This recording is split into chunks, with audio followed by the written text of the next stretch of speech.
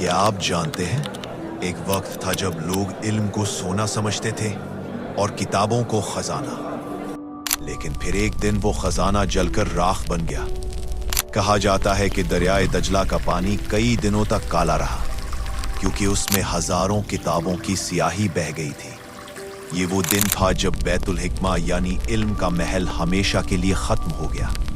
ये कहानी है बगदाद की, एक ऐसा शहर जो कभी दुनिया का सबसे इल्म वाला शहर था।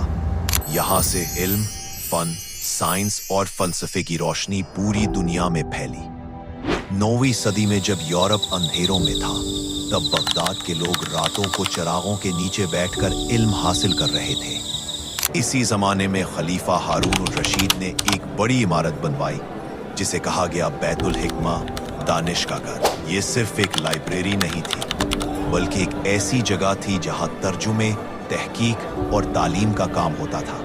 हारून अल रशीद और उसके बेटे अल मामून का ख्वाब था कि मुसलमान सिर्फ तलवार से नहीं, बल्कि इल्म से दुनिया को फतह करें। बैतुल हिकमा इसी ख्वाब की ताबीर था। यहाँ दुनिया भर के बड़े बड़े आलिम इकट्ठे होते थे। यूनानी, फारसी, हिंदी और रूमी किताबों के तराजिम किए जाते थे। ऐसी किताबें जो कहीं खो चुकी थी, वहां दोबारा जिंदा की गई। यही वो जगह थी जहां अल खवारिज़मी ने अलजबरा इजाद की, इब्न अल हैसम ने रोशनी और नजर के राज खोले और अल किंदी को मशरिक का पहला फलसफी कहा गया। ये वो वक्त था जब बगदाद में इल्म सबसे बड़ी ताकत थी। यहाँ सवाल पूछना जुर्म नहीं, बल्कि इल्म का हिस्सा समझा जाता था। बगदाद के साइंसदान सितारों की चालों से वक्त नापते थे और हकीम नबज देखकर इंसान की बीमारी समझ लेते थे। दुनिया हैरान थी कि मुसलमान इतने आगे कैसे पहुंच गए। बैतुल हिकमा में कोई मजहबी या लिसानी फर्क नहीं था। यहूदी, ईसाई, मुसलमान सब एक साथ इल्म के लिए काम करते थे।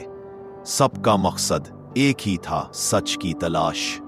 लेकिन फिर वक्त बदला। सियासत और ताकत ने इल्म की रोशनी को मदहम कर दिया। उलमा की इज्जत कम होने लगी और बैतुल हिकमा की रौनकें मांद पड़ गईं। फिर तारीख में एक नया नाम आया, हलाकू खान। 2195 में मंगोलों ने बगदाद पर हमला कर दिया। शहर जो इल्म से चमकता था, उस दिन आग, खून और तबाही में डूब गया। किताबें जल गईं, उलमा मारे गए।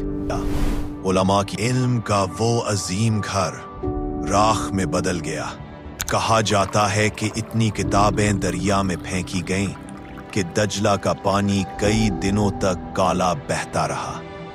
ये वो दिन था जब इंसान ने अपना सबसे कीमती खजाना खो दिया।